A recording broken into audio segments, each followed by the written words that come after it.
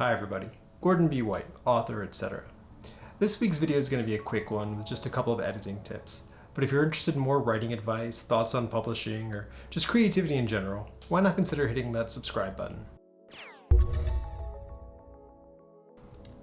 Now this week I'm a little bit behind on my videos because of the Pacific Northwest heat wave. I've been trying to find time where I can record, but either it's too hot in the office or there's too many air conditioners and fans going. As you can see, I'm glistening here, so I'm going to try to keep this brief. What I wanted to talk to you about today, though, are a couple of practical tips on how to edit a story. Now, I have here with me a story I'm working on called Dandelion 6. This is what I would call the beta draft. Normally when I finish a first draft, I go back and I do my first pass of editing on the computer. That's because I know I'm going to be catching things like missed words, autocorrect mistakes. I'm going to be changing the structure of sentences. I'm going to be fleshing it out. I know there's going to be a lot of revision to be done, so I do that first pass by going through the computer and just typing as I go. However, once I have what's a pretty, well, I'll call it a pretty clean draft, I need to then do a closer edit, and for that I like to do it in a hard copy. I think that's a little bit old school sometimes, but there's just something about moving your eye down the paper as opposed to moving the screen past your eyes that engages a different sense. So I have it printed out here in paper. Gonna staple it. Now normally I would print this out single-sided because I want to have the back space in order to add in new paragraphs, new sections, to do sort of extensive edits if that's necessary. Fortunately, I'm out of paper and I'm not going to walk to the store, so I have it double-sided here today. I'm going to go through and I'm going to do my revisions by hand. I typically either do that in red ink or blue ink.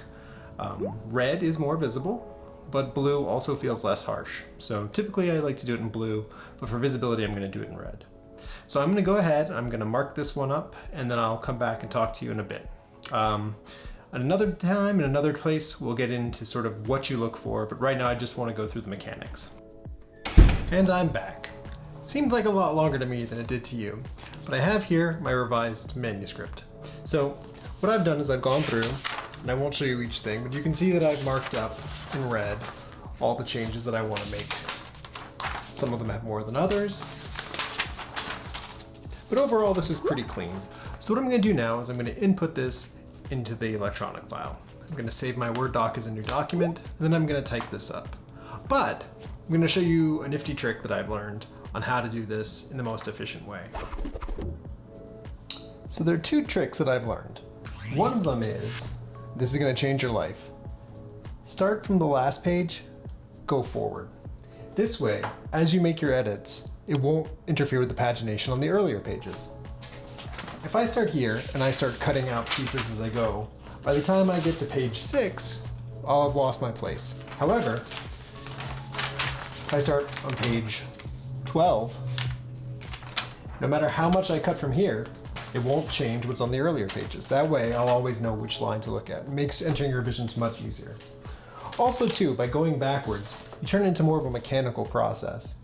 When you read through and do your edits in ink the first time, that's when you should be considering the flow of the story as a whole.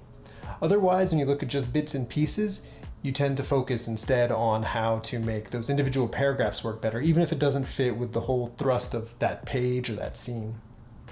So for inputting the edits, I like to do it as mechanically as possible. Doing it backwards, it's like drawing upside down. It sort of removes that context your brain has that makes it want to do extra work.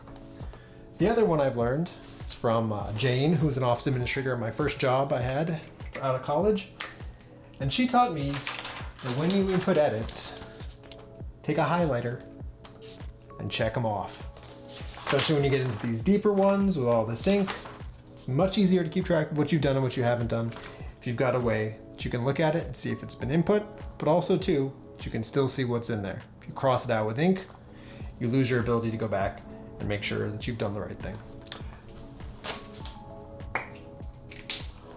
Other than that, when it's done, I'll print it out again and I'll do the process one more time. So that's it, just a couple of quick tips on editing. We'll do another video later, which we go into the more substantive things of what you look for and how you go through that. Until then, though, let me know in the comments if there are questions you have or what your tips and tricks are, and I'll see you next time. Until then, keep writing, etc. It's been really hard to find a time when I'm not sweating.